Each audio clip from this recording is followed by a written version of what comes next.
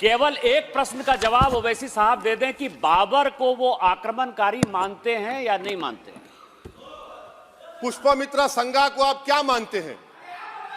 बताओ, पुष्पमित्रा संघा को आप क्या मानते हैं? जम्मू के वो कश्मीर के वो राजा को क्या मानते हैं जिसके पास एक फौज थी मंदिरों को तोड़ने के लिए? आप क्या मानते हैं? यही तो मैं कह रहा हूं कि निशिकांत दुबे 47 में आजादी मिली असदुद्दीन ओवैसी से बाबर की बात पूछ रहे हैं। तुम गांधी की बात पूछते, तुम बोस की बात पूछते, तुम जलियांवाला बाग की बात पूछते, तुम काला पानी में जो मुसलमान शहीद हो गए उनकी बात पूछते, मगर बाबर की बात पूछी जाती। और फिर उभरता हुआ सितारा नजर आई ममता बनर्जी। रघुनाथगंज के लोगों को, यानी आप लोगों को ऐसा लगा कि शायद ममता बनर्जी कुछ अलग करेंगी, रघुनाथगंज के लिए विकास करेंगी, रघुनाथगंज को वो स्कूल कॉलेज अस्पताल देंगी। लेकिन 15 साल होने के बावजूद भी, टीएमसी की सरकार होने के बावजूद भी, ममता बनर्जी के सीएम बनने के बावजूद भी अफसोस की बात है आज भी रघुनाथगंज के लोग कूड़ा फेंकने के लिए उनके पास जगह नहीं है।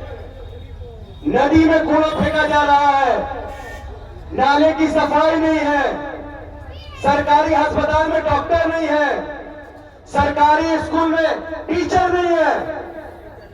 तो सवाल तो यही उठता है कि फिर वोट हम किस लिए दे रहे हैं? क्या रीजन इनको वोट देने का? 15 साल से, 70 साल से मोदी आ जाएगा, बीजेपी आ जाएगा, मोदी को हराओ, बीजेपी को हराओ। ठीक है, मोदी को हराना जरूरी है क्योंकि वो देश बर्बाद कर रहा है, बीजेपी को हराना जरूरी है क्योंकि वो देश बर्बाद कर रहा है।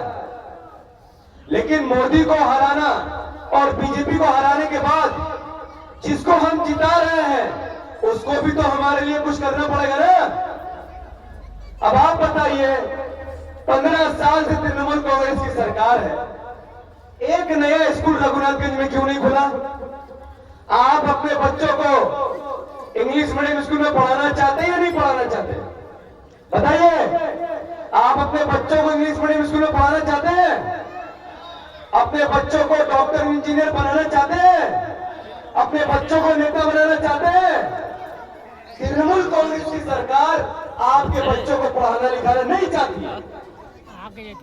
ममता बनर्जी और उनके नेता वो चाहते हैं कि मुस्लिम समाज इनको पूरा तरीके से जाहिल बना दिया जाए, पढ़ाई से दूर, तहजीब से दूर, तमाम चीजों से गुमराह करके आने वाले 70 साल तक आज ममता बनर्जी मोदी से आपको डरा रही है, फिर अभिषेक बनर्जी आपको मोदी से डराएगा, फिर अभिषेक बनर्जी का एक बच्चा होगा वो बड़ा होकर मोदी से आपको डराएगा, फिर उसका बच्चा आपको मोदी से डराएगा। अब मैं आपसे पूछता हूं, क्या मोदी से डरते हैं? क्या मोदी क्या बीजेपी से डरते हैं?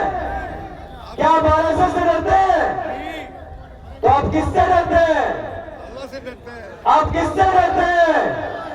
आप किससे डरते हैं? आप किससे डरते हैं? अब जब कोई टीएमसी का नेता आएगा और कहेगा कि बीजेपी आ जाएगा, मोदी आ जाएगा, तो फलाना